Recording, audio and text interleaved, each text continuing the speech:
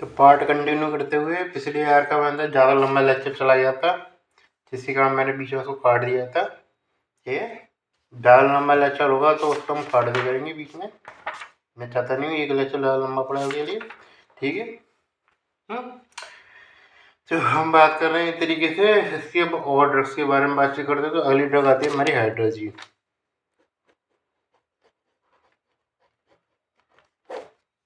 ठीक है, इसका ये रहता है क्या काम होता है तरीके से, जो हमारे थे मोटिलिटी रिडक्शन का काम होता है। किस प्रकार मोटिलिटी रिडक्शन करता है हमारा, ये तरीके से आर्टेरियोस पे काम करता है। इसका मतलब है आफ्टर लोड रिडक्शन करने का काम करता है। इस पे करता है आर्टरीज पे काम करता है, और किसके काम करता है आफ्टर लोड रिडक्शन करने का काम करता है।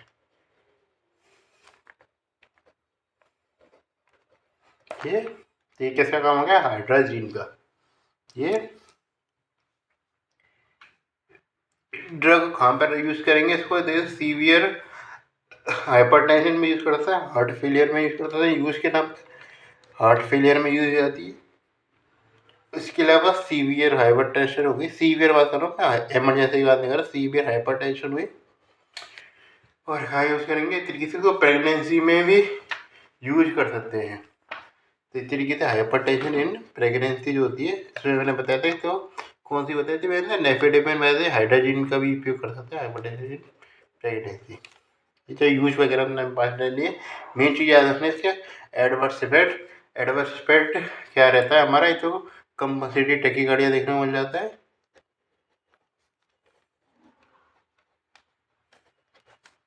ठीक है, क्या देखना है, कंपल्सरी टैकीकार्डिया देखने को मिलता है। और उसके अलावा क्या है, ये शिफ्ट ड्रग है। शिफ्ट ड्रग यानी कि तरीके से ड्रग इंड्यूसिव लूपस देखने को मिलता है।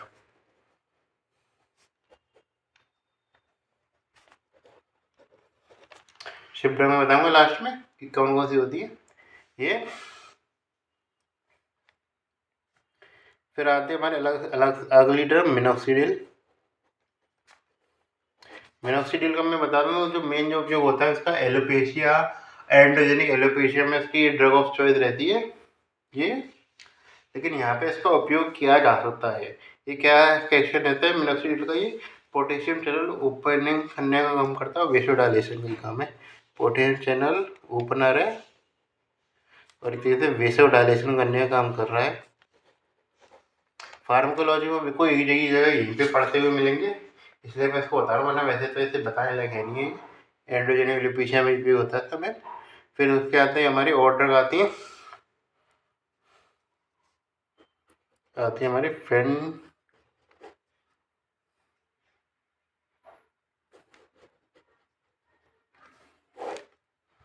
फेंडोलापाम क्या होती है हमारी, ये D1 रिसेप्टर एगोनिस्ट होती है। उसके संग क्या आती है हमारी अल्फा 2 रिसेप्टर एगोनिस्ट भी होती है। कहाँ यूज़ किया जाता है इसका, हाइपरटेंशन इमरजेंसी में यूज़ किया जाता है। इंपॉर्टेंट नहीं है ये, है तो फिर दोबारा बता रहा हूँ, ठीक है। मेन जो ड्रग आती है वो आती है हमारे एक तरीके से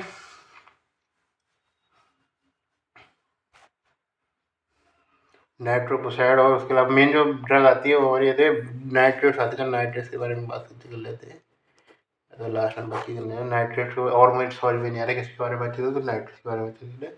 कौन सी आती है, नाइट्रोग्लिसरीन आएगी। और उसके अलावा क्या कहते हैं आइसोसोर्बाइड डाइनाइट्रेट आई। उसके अलावा आइसोसोर्बाइड मोनोनाइट्रेट है। ये दोनों लॉन्ग टर्म होती है, नाइट्रोग्लिसरीन हम शॉर्ट टर्म में यूज़ कर लेते हैं। इससे क्या काम होता है, ये हमारा वेन्स को डायलेशन करने का काम करता है, वीनो डायलेशन का काम है। जिससे क्या कहते हैं प्रीलोड रिडक्शन का काम करती है। ये यूज कहाँ रहता है, एक एंजाइना के जितने भी तरीके से एक्यूट अटैक होंगे उसमें हम इसका यूज़ करेंगे। एंजाइना का जो भी अटैक रहेगा एक्यूट वाला, उसमें हम इसको यूज करते हैं। ये एडवर्स इफेक्ट मैंने बताया था, जो ज़्यादातर खाली बीटा ब्लॉकर को छोड़ दिए, ज़्यादातर चीज़ों में आपको रिफ्लक्स टैकीकार्डिया देखने को मिला। ये सबसे बड़ा कारण है कि हम ड्रग हमारे पास इतनी सारी आ गई जिसके साइड इफेक्ट्स नहीं है। मतलब ऐसा नहीं है कि हम उसको खाली एक्यूट में यूज़ कर सकते हैं, कि क्रोनिक में यूज़ नहीं करेंगे, वो नहीं है। हम कहीं पर भी यूज़ कर सकते हैं। लेकिन फिर भी आप बीटा ब्लॉकर को जब पे भी चांस मिलता है बीटा ब्लॉकर को यूज़ करने का, हम बीटा ब्लॉकर को प्रेफर करते हैं, क्योंकि उसका जो रिफ्लेक्स रिस्पॉन्स है वो नहीं है। ये बहुत बड़ा कारण है। आज वैसे इसको नाइट्रेट्स को भी यूज़ करेंगे, तो ऐसा नहीं है खाली खुल्लम खुल्ला यूज़ कर देंगे, बीटा ब्लॉकर आपको तब भी देने पड़ेंगे। हाँ, तो इसलिए ये चीज़ है। तो एडवर्स इफेक्ट क्या रहेंगे इसके लिए, वो रहेगा हमारा रिफ्लेक्स टैकीकार्डिया ये रहेगा। इसके कारण क्या यूज किया जाता है, विद बीटा ब्लॉकर यूज किया जाता है। उसके अलावा क्या करता है, ये हमारा मेथेमोग्लोबिनीमिया करता है।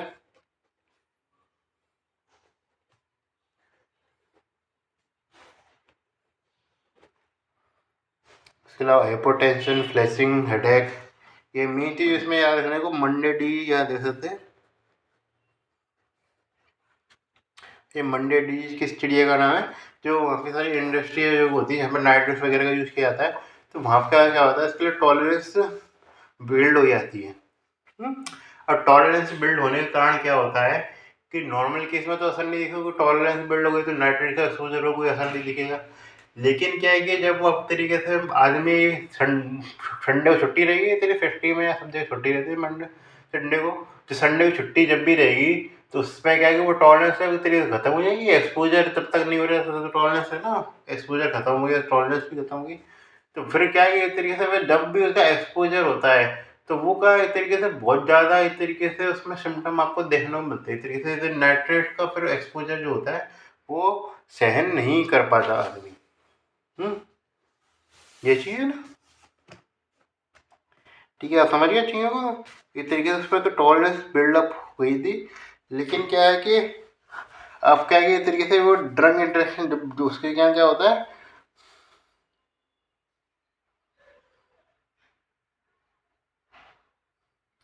जब भी मंडे को आता है तो वो क्या करता है एक तरीके से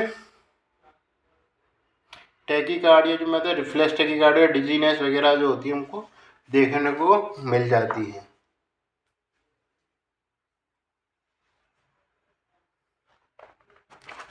री एक्सपोजर पे, ठीक है।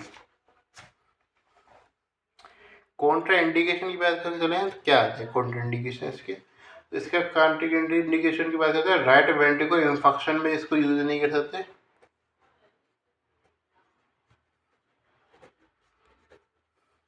उसके अलावा क्या कि विद PDE5 जो होते हैं ना, फास्फोडाइस्टर इनिबिटर, उसके 5 के इनिबिटर के साथ यूज नहीं कर सकते। उसमें कौन सी आती है, सिंडेनाफिल आती है जो हमारा खड़ा करने वाली, तो वो क्या है उसको उसके संग यूज नहीं कर सकते, क्योंकि फिर उसमें भी एक्सपो मेन पोजिशन क्या होता है दोनों का, एनो बढ़ा के काम है, वो ज़्यादा एक्जरेटेड उसको देखने को मिलेगा, वो हम चाहते नहीं ये।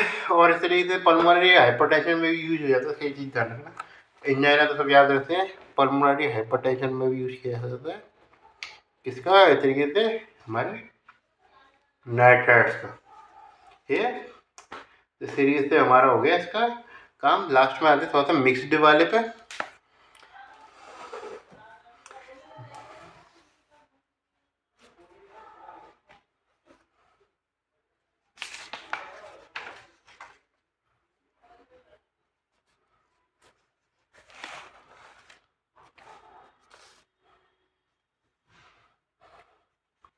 फेल्डोपाम और उसके बाद मैं नाइट्रोपोसाइड की बात करूँगा, एक ड्रग बची है वैसे, मैं नाइट्रोपोसाइड में अलग से पढ़ना खर्च करना चाह रहा, तो आती है नाइट्रोपोसाइड। नाइट्रोपोसाइड का चलो भाई सब लंबा लेक्चर लेना पड़ेगा, छोटा पड़ गया ये मिला के पुराना लेक्चर का उपयोग कर रहा हूँ। तो ये कि नाइट्रोपोसाइड का उपयोग करते हैं, नाइट्रोपोसाइड का नाइट्रोफोसाइड की बात करें तो नाइट्रोफोसाइड का उपयोग किया जाता है धीरे धीरे मिक्स जो होता है, एक तरीके से मिक्स वेस्टोडाइलेटर होता है,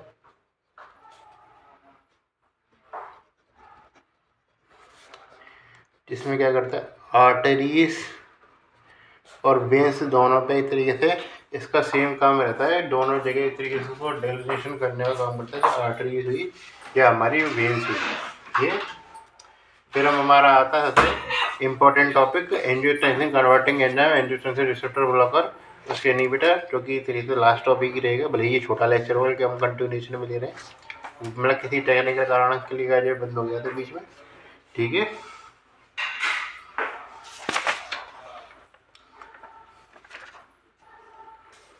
सबसे पहला टॉपिक आता है हमारा एस इनहिबिटर।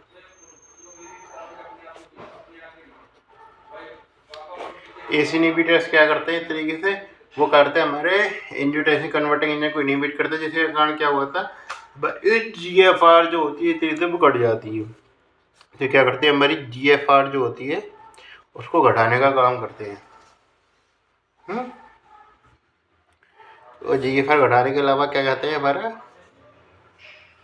तो कैसे घटाते हैं GFR को, इस तरीके से इफरेंट आर्टेरियल कॉन्ट्रैक्शन घटा के decrease GFR bye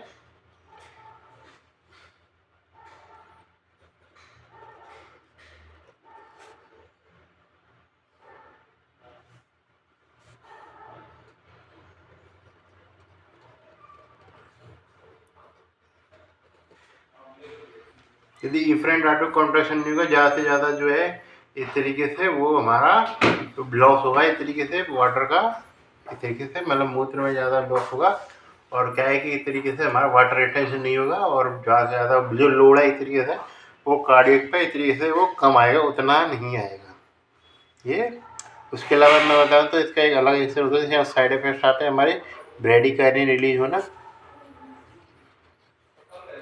bradykinin release करता है जिसके कारण क्या होता है, हमारी तो कफ आता है और उसके अलावा क्या डेवलप होता है हमारा एंजियो एडिमा डेवलप होता है। अदर साइड इफेक्ट्स के बारे में बातचीत करें तो क्या करेंगे, इसके थोड़ा याद रखना, हाइपरकैलेमिया आता है, सतह में याद से हाइपरकैलेमिया डेवलप करता है। बहुत सारी जगह पढ़ लिया, एक जगह लिख के रख लेना, सबको कहाँ पे हाइपरकैलेमिया आता है, तो इसमें भी आता है हाइपरकैलेमिया। उसके अलावा क्या करते हैं, कॉन्ट्राइंडिकेटेड आता है प्रेगनेंसी में। क्यों कॉन्ट्राइंडिकेटेड रहता है, क्योंकि ये टेरोटेजन होता है, इस तरीके से फीटल मार्फोलेशन कर सकता है ये।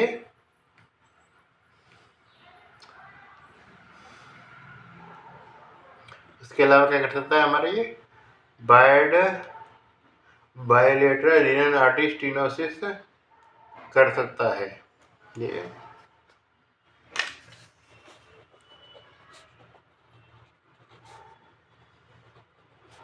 मेरे इसके बारे में ये डेवलप यूजुअली डेवलप नहीं होता, लेकिन आपको ध्यान रखने में चाहिए इस तरीके से ये चीज़ है। तो बायलेटरल रीनल आर्टरी स्टेनोसिस जो होता है इस तरीके से डेवलप कर सकता है। और यदि हाइपरटेंशन भी यूज कर देते हैं तो हाइपोटेंशन तो साइड इफेक्ट रहेगा ही। तो हाइपोटेंशन इस तरीके से इसका साइड इफेक्ट रहता है ये। तो ऐसा, और ये बात करते हैं टेस्ट चेंज भी देखने को मिल जाता है, इसके बारे में शायद रखने की जरूरत नहीं ये। इसमें भी सब तरीके की ड्रग आ जाती है, इसमें बात करते हैं काफ़ी बड़ी ग्रुपता है, इसमें भी काफ़ी बड़ा युग है। तो इसमें हाइपरटेंशन कैप्टोप्रेल यूज़ कर लेते हैं।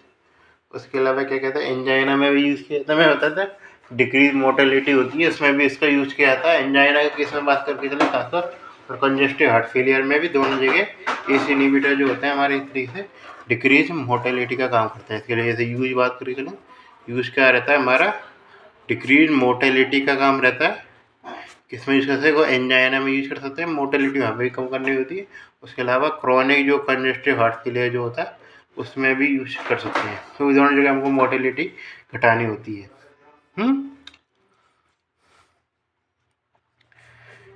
उसके अलावा बात करके चलें इसके जो क्या कहते हैं साइड इफेक्ट, क्या साइड इफेक्ट की बात करके चलिए, ड्रग्स कौन सी होती है, ड्रग्स तो हमने बातचीत करी नहीं है, ये सबसे ऐसा बढ़ जाता है। ड्रग्स आते हैं, इसको 3-4 ड्रग्स यूज जाता है ना, कैप्टोपिल, लिस्नोपिल, एनानापिल, क्वीनापिल। कैप्टोपिल, एनानापिल, कैप्टोपिल, ये तो याद नहीं चाहिए। उसके अलावा क्या, एनानापिल,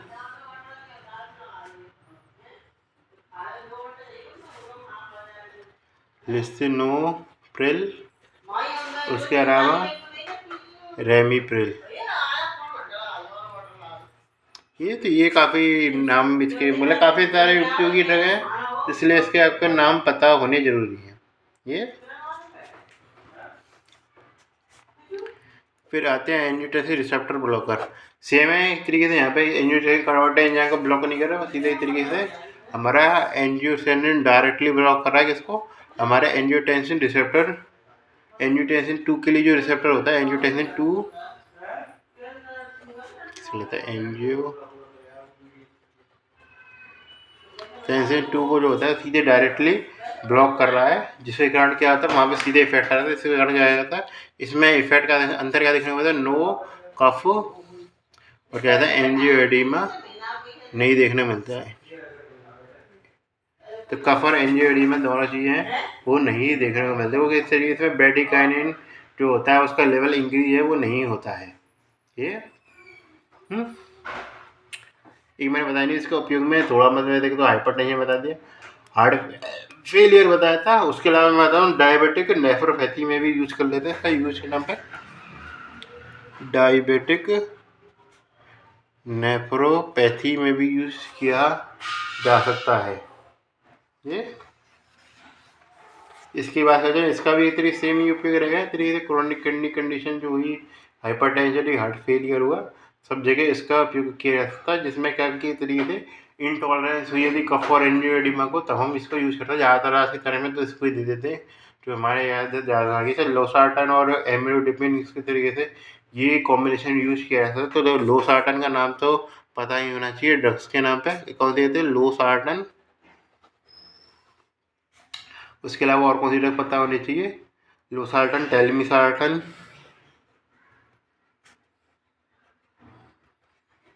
और कौन सी ड्रग हुई हमारी लोसार्टन टेलमिसार्टन के अलावा, उसके अलावा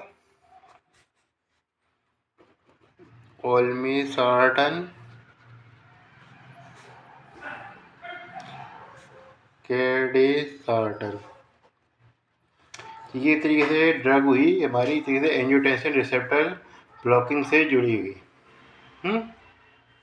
ये जो स्ट्रॉन्ग का साइड इफेक्ट है उसके लिए टेराटोजन है वो ये भी है, और हाइपरकैलेमिया ये भी करता है। टेराटोजन ये भी चीज़ ध्यान रखना, ये मत सोच रहा है इसमें टेराटोजन तो जैसे ज़्यादा स्पेसिफिक फंक्शन होता है वो इसमें देता है, ये टेराटोजन भी है, मतलब इसलिए हाइपरकैलेमिया जो हुआ और उसके अलावा टेराटोजेनिसिटी इसमें भी देखने मिलेगी।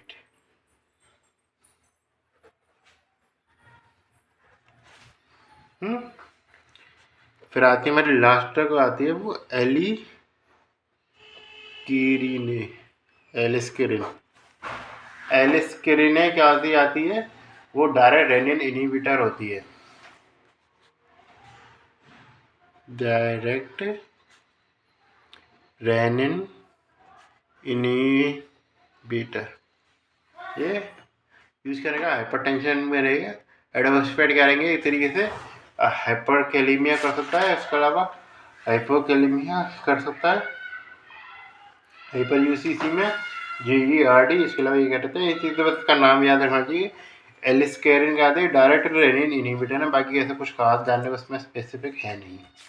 ठीक है, इसके बाद जो भी हमारी ड्रग आएंगे वो इस तरीके से ट्रीटमेंट स्पेसिफिक ज़्यादा होंगी, तो वो हम तब बात कर लेंगे। मतलब एक तरीके से लिपिड वाली कैटेगरी बची हुई थी, लेकिन उसको मैं लेक्चर आज अपलोड नहीं करना चाह रहा हूँ। मैं एक ही लेक्चर अपलोड करना चाह रहा था, आज चक्कर पड़ गया इसमें चक्कर में, तो ठीक है तो आज 2 लेक्चर ले लेना, कोई बात नहीं है। ठीक है, बढ़िया।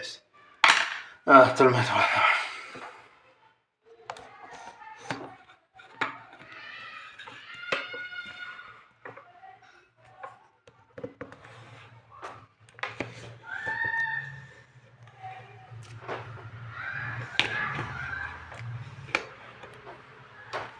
तो मैं यहाँ तक कि आप मुझे देख पा रहे होंगे। हाँ, राजस्थान वाला राउंड हमारा क्लियर नहीं हुआ, हम शादी के लिए शॉर्ट बनाया था इसका कि कांग्रेचुलेशन मला तो जो उन्होंने हमको बधाई दी थी वो थैंक यू बोलने के लिए, तो उसके लिए मैं बता रहा हूँ। तो हमारा राजस्थान वाला राउंड क्लियर नहीं हुआ, दुख भी है, और ये भी बात है कि हमारा कुछ हद तक पता भी हम क्लियर नहीं होंगे, इतना हमसे काफ़ी होशियार लेने वाले हैं राजस्थान में, तो कम से कम ये, हाँ राजस्थान में तो कम से कम तो कहीं राजस्थान में तो ही है। और बात करके चले तो मैं जो से मैं कहना चाह रहा हूँ, जैसे 4th ईयर वाले होंगे काफ़ी सारे पेपर स्टार्ट हो गए होंगे, मेरे हिसाब से कुछ चल रहे होंगे। मेरे जैसे वर्ल्ड हेल्थ डे है अभी, तो पेपर वेपर मतलब फर्स्ट सेमेस्टर तो हो गए होंगे ज़्यादातर होंगे, तो फर्स्ट सेमेस्टर के बाद आप पढ़ाई कर रहे होंगे, आपकी तैयारी चल रही होगी सेकेंड सेमेस्टर के लिए, जिसमें आपको पता नहीं चल रहा होगा कि कैसे पढ़ें क्या नहीं पढ़े। तो उसके लिए मैं कह रहा हूँ कि आप चीज़ों के बारे में ध्यान से पढ़ें चीज़ों को, और आपको मस्ती वगैरह थोड़ी सी कम करनी पड़ेगी आपको ये।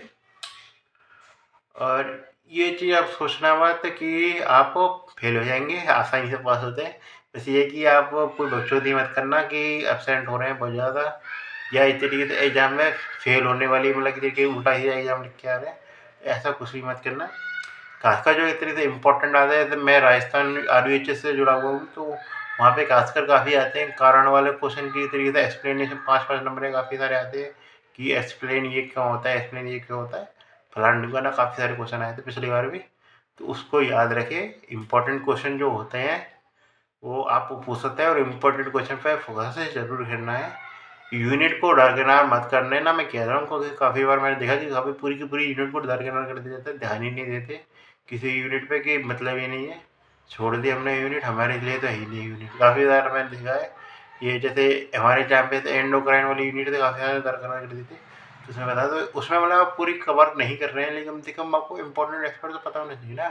तो थायराइड के लिए प्रोपाथायरॉयड वगैरह, और जो ड्रग है इथरीसिन के बारे में पता होना चाहिए। डायबिटीज़ के लिए जो ड्रग है सारी का सारी, डायबिटीज़ की तो में काफ़ी इंपॉर्टेंट टॉपिक हो जाता है, वो ड्रग आपको पता होना चाहिए।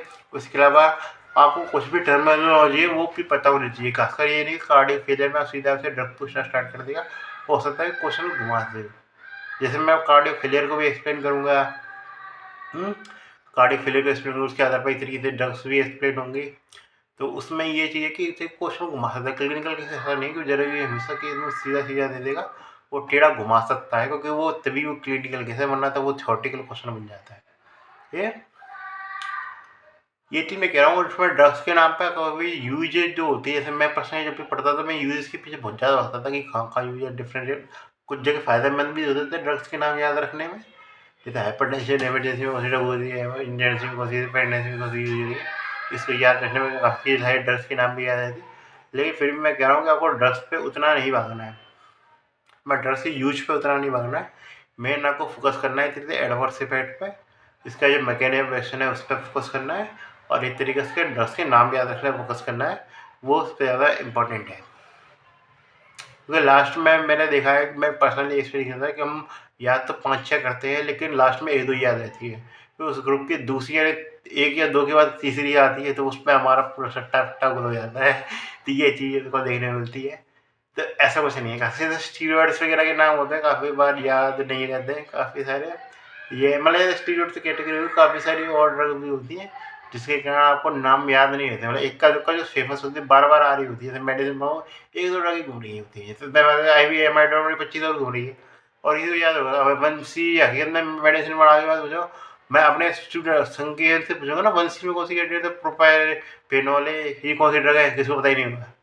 ये सच में था ना, तो ये प्रोपाफेनॉल कौन सी ड्रग है ये पता ही नहीं होगा किसी को, तो ये इसलिए पता होना चाहिए आपको कि कम से कम प्रोपाफेनॉल, फेलोनिडापाम, तो ये आप पर कोई डिफरेंशिएट कर सके कि कौन सी कैटेगरी में आ रही है, कौन सी ड्रग है, क्योंकि इक्का दुक्का ड्रग तो मतलब कोई भी याद कर लेता है।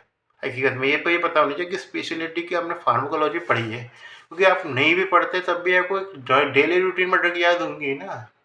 प्रिस्क्रिप्शन राइटिंग करते हैं, जैसे मैं प्रिस्क्रिप्शन राइटिंग में काफ़ी बार करी है, तो मुझे बस ये चीज़ याद है। अब एजोल के नाम है फ्लूकोजोना कीटाकोनाजोल, और पता है नहीं, रट्टा वट्टा गुल हो जाएगा, क्योंकि ये चीज़ है ना कि जो का सीधे रटी रट्टा ऐसी रहती है, वो तो याद रह जाती है, ठीक है, उपयोग हो रही है। जैसे जैसे टीवी वाला केस हो तो क्या अलग है, टीवी पे तो सारी ड्रग याद रहती है, बाकी के और जो केस होता है उसमें ड्रग याद नहीं रहती। डायबिटीज़ के नाम है मेटफॉर्मिन, मेटाइलेप्टेड हुई, जैसे मैं पर्सनल बता रहा हूँ एक्सपीरियंस, तो मुझे उसके अलावा और जो ड्रग्स का नाम पूछा जाएगा, जो मैं तो काफ़ी बार सोचना पड़ेगा मुझे, इस प्रकार होती है, क्योंकि मेन का ड्रग और चाहे ट्रीटमेंट तो इसको प्रिस्क्रिप्शन के नाम पे, राइटिंग के नाम पे तो याद रख लेता आदमी। याद है मेटफॉर्मिन के नाम पे आप मुझसे साइड इफेक्ट पूछ लीजिए, किसी कॉन्ट्रा इंडिकेशन पूछ लीजिए, डोज पूछ लीजिए 500 mg, तो मैं सच ही बता सकता हूँ ये मेटफॉर्मिन के नाम पे। लेकिन उसके अलावा और जो ड्रग आती है उसके बारे में सट्टा बिट्टा हो गया है, ये तो इस प्रकार की चीज़ घटनाएं रहती हैं। तो हकीकत में आपने फार्माकोलॉजी कितनी अच्छी पढ़ी है, वो हकीकत में ऐसे पता लग जाता है कि आपने क्लासिफिकेशन जब भी आप पढ़ रहे हैं, ये मैं फिर दोबारा कर रहा हूँ, माइक्रोलॉजी का मतलब है क्लासिफिकेशन, खासकर जो क्रेडिटी वाले हैं वो सबसे इम्पोर्टेंट है। तो क्लासिफिकेशन सबसे इम्पोर्टेंट है, वो फार्माकोलॉजी आप किस प्रकार पढ़ते हैं, कितने आपने अच्छी पढ़ी है, उसका पता खाली क्लासिफिकेशन होता है। आपने ड्रग का उपयोग कितना पता है, उससे पता नहीं लगता, वो चीज़ तो मेडिसिन में पढ़ेंगे। मेडिसिन में कल से कार्डियो वर्जन यूज़ कर रहे थे, एट्रियल फिब्रिलेशन, मेडिकल ट्रीटमेंट नहीं होता, आप क्या करेंगे, आप तो कुछ नहीं कर सकते, फार्माकोलॉजी नहीं करता वही, कहते हैं कार्डियो वर्जन देते हैं, वेंटिक में डिफिब्रिलेशन दे देते हैं, तो वो तो आपका मामला वहीं खत्म हो गया। ये चाहिए ना। लेकिन आपको क्या जगह हम मेडिसिन वालों से किस प्रकार के मर होने को देते, फार्म खाली वैसे ड्रग्स को खाली इसलिए याद रखना था कि वो बीमारी के इलाज में उपयोग कर सकते हैं, तो वो तो खाली बस मेडिसिन में भी वो पढ़ सकते थे ना, मेडिसिन में भी तो ड्रग्स तो आती हैं, थोड़ा सा लंबा कर देते मेडिटेशन और जो ड्रग हम नॉर्मल पढ़ रहे हैं उसको थोड़ा सा मैकेनिज्म एक्शन पढ़ लेते, क्या फर्क पड़ रहा है। लेकिन हम उसके जो डेली रूटीन में मेडिसिन में उतनी ड्रग हम यूज में आती नहीं है जितनी एक्चुअल में होती है। तो अब यदि आपको ट्रू फार्माकोलॉजिकल ज्ञान नहीं है आदमी है तो आपको सारी ड्रग याद होनी चाहिए, ठीक है। तो जैसे मैं करूँगा, जैसे मैं ज़्यादा शॉर्ट्स वगैरह निकाले करूँगा काफ़ी बार, जिसमें हम एक हर एक कैटेगरी को या हर किसी जगह एक ना एक कोई जो क्लासिफिकेशन है उसको रिवाइज किया करेंगे। तो आप भी एक रूटीन बना लीजिए कि जब भी आपके जितने भी हो जाएंगे क्लासिफिकेशन, हर एक दिन एक या दो क्लासिफिकेशन तो आपको लिख के देखने, जिसमें आपको उसके मैकेनिज्म एक्शन, तो जैसे आप मैकेनिज्म एक्शन के नाम पर क्लासिफिकेशन हो जाते हैं, किसी में क्लिनिकल में भी उसके आधार पर क्लासिफिकेशन हो जाता है। लेकिन आपको साइड इफेक्ट और ड्रग इंटरेक्शन ये जरूर याद रखना है, क्योंकि मेन जो अगर डॉक्टर है जो आंखों में अंतर कर रहा है वो फार्माकोलॉजिकल बहुत ज़्यादा अंतर कर सकता है काफ़ी सारे, क्योंकि बाहर मेडिसिन में पढ़ेंगे काफ़ी आपको लगेगा कि क्या अंतर है यार, ये दो चार ड्रग यूज़ कर रहे हैं बराबर बस लिखते रहे इन्होंने ये। लेकिन जब कहा वो हकीकत में मानिए रजिस्टेंस ये था कि उसमें मानिए जब हमने ड्रग दी, नॉर्मल रहते एक पेशेंट वाइज यूज़ नहीं हो रही तो क्या करेंगे, अगर उसकी दूसरी कैटेगरी तो पता ही नहीं है आपको, ये ना ये चीज़ें।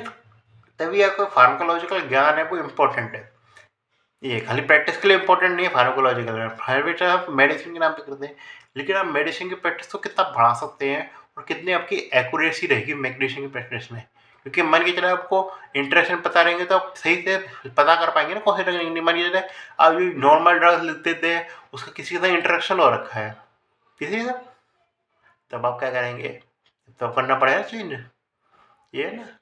इसलिए तो उसमें क्या उपयोग है, तो इसलिए उपयोग के पीछे आपको इतना ज़्यादा नहीं भागना है ड्रग्स के। इसे देखना ड्रग इंटरेक्शन एडवर्स इफेक्ट और ड्रग के नेम, उनके पीछे आपको ज़्यादा से ज़्यादा भागना है।